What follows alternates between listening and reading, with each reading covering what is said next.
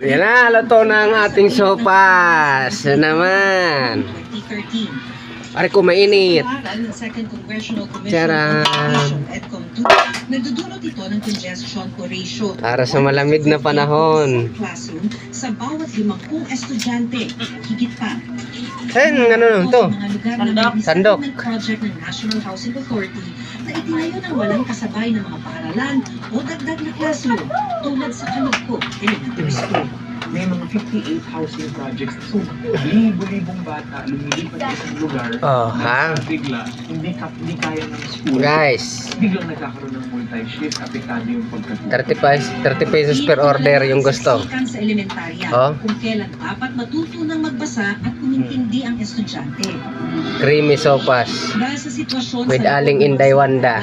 Aminado ang Department of Education, marami sa ating kabataan hirap magbasa at magbilang. Malaki yung impact nun, Maki, kasi yung grade 3 na hindi nakabasa ng NEPA at nag-transition sa grade 4,